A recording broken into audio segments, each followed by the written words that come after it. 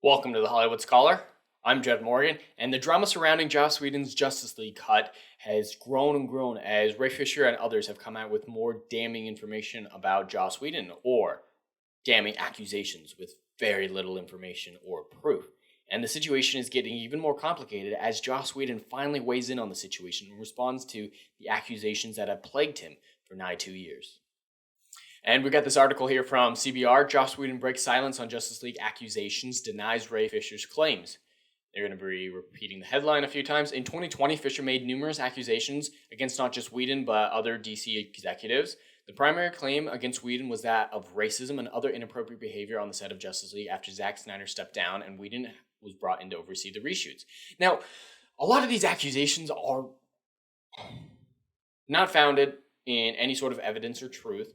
And the best that we can see derive from these accusations and the accusations of others is that he's generally a hard-ass director who expects a lot from his cast and his crew. So he yells a lot. Sometimes you have to be a hard-ass to run that many people. It's hundreds and hundreds of people that you have to manage from a day-to-day basis. You've got to be strict so they all stay in line. It's just like the military. You've got to be strict when it comes to discipline.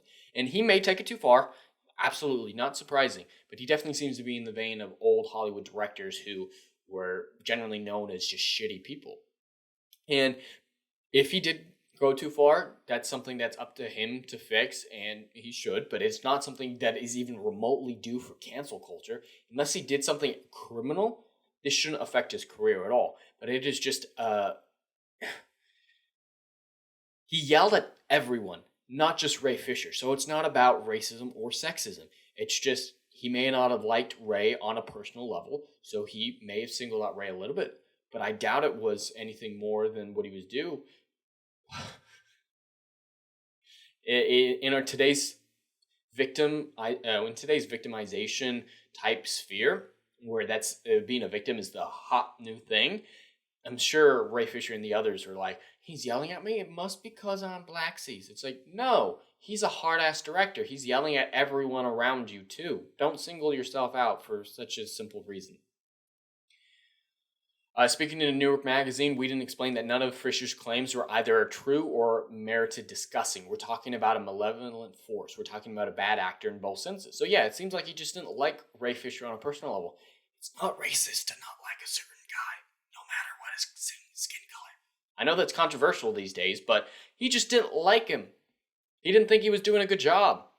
So fucking what? It's not racist. One of the specific claims Fisher made against Whedon was that he digitally lightened the skin tones of the actors of color. What? That is something you make up in the spur of the moment to accuse someone with. That is not something that it's easily provable. Easily provable from anyone who knows editing. You can spot something like that. And if Whedon was truly a racist, he'd do something a little bit more devastating than that, but also something that's not easily proven. It's too dangerous to do something like that if you're actually doing it for those reasons. It's an asinine thing. It's like, I'm racist. I'm going to turn up the white balance on this a little bit. Everyone still can tell that the actors are of color.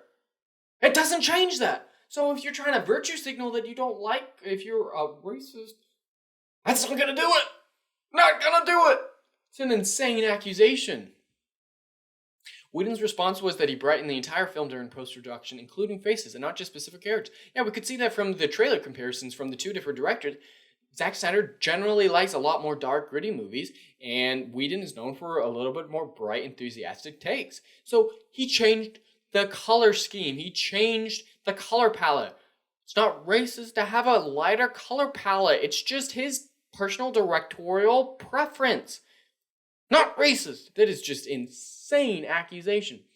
As for Cyborg's reduced role, which was restored in Zack Snyder's Justice League, Whedon said that the part was scaled back because it logically made no sense and that Fisher's acting was subpar. And I did generally like Zack Snyder's Justice League better. Definitely had some stark flaws, and I did relate on an emotional level quite a bit to Cyborg's arc, but it had some huge logical flaws in it. It did not make sense in several scenarios. So this is a very reasonable response. He doesn't think Fisher's a good actor. and his scenes didn't make a whole lot of sense, so let's cut him out. Still not racist. An anonymous source noted that the character also tested poorly with audiences and seen by many as one of the worst in the film. So yeah, audience didn't like it either, apparently. So yeah, still not racist. It's just a directorial decision based on fan feedback and script analysis. Wow. Victim much. Holy crap. Despite this, Whedon further explained the discussions with Fisher were all professional and friendly in nature. I don't know if that's true, but yeah, if you're being professional on set, that's good. But yeah, and then you just don't like someone, and then you move on. You're professional, have an opinion on them, but then move on your life like an adult. But something like that is a dog whistle now. Be an adult and move on? Ooh, because hate is literally violence.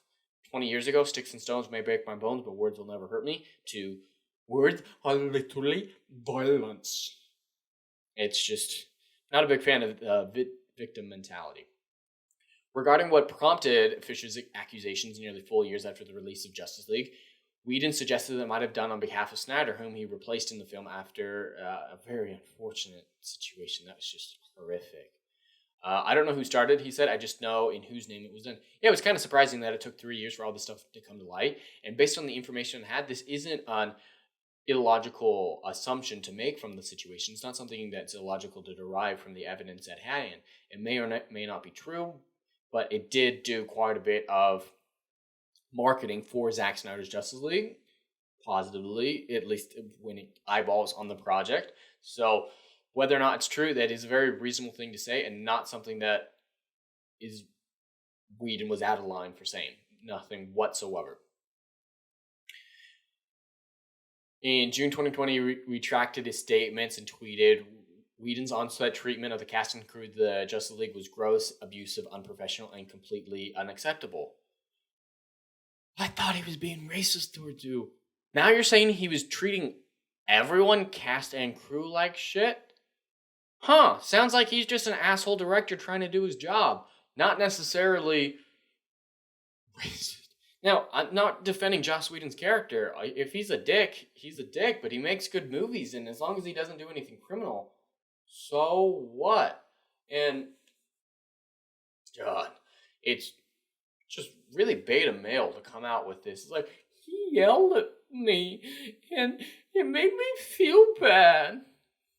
Neither of them are good people. That's just kind of my opinion.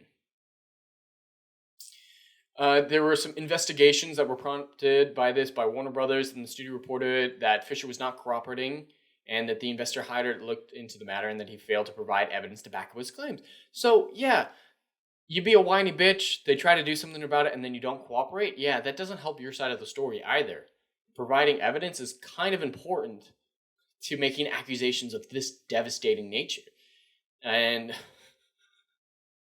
in response, Fisher called for a third-party investigation, which concluded in December 2020 with Warner Media stating that remedial action has been taken. I don't know what that's like, what that constituted as, but I doubt it was really anything substantial. Wonder Woman actress Gal Gadot also spoke out about Whedon, saying that he threatened her career, which I think is a bit far. Not cancel culture or criminal, not in the least, and they said Warner Brothers took care of it. She doesn't seem to be capitalizing too much off of the Joss Whedon situation. He just sounds like a dick. I would not want to be friends with Joss Whedon. If he's saying stuff like this for real, yeah, he's a dick, but he makes good movies, and that's kind of the end of it for me. He's not being racist, he's not being sexist, he's just a dick. Move on. And Gal Gadot seemed to move on. She's like, hey, this wasn't okay, they took care of it, cool. Don't need to go virtue signal on Twitter about it. Oh, God. The other statement I wanted to look at here was from Ray Fisher. There's a point in this article where he talks about, here we go. I understand full well the personal and professional risks associated with my speaking out against the abhorrent behavior of Joss Whedon and his enablers. What professional and personal risks are you taking? You're never going to work with Joss Whedon again. I don't know how much work he even does with Warner Brothers in general, so that's not risky. And in today's cancel culture environment, it's not risky. if anything, it helped your career.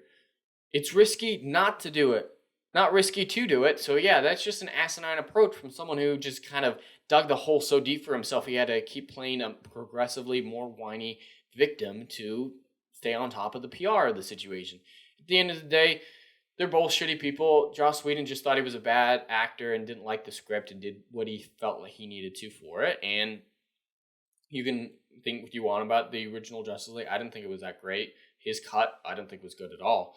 But it's not racist. At the end of the day, it's not racist. He's just a dick. So what? Don't work with him again. Calm the fuck down. But I'd be interested to hear you guys' thoughts in the comments below. That's all I have for today. So please like, share, and subscribe. And I will see you on the next video. Anon.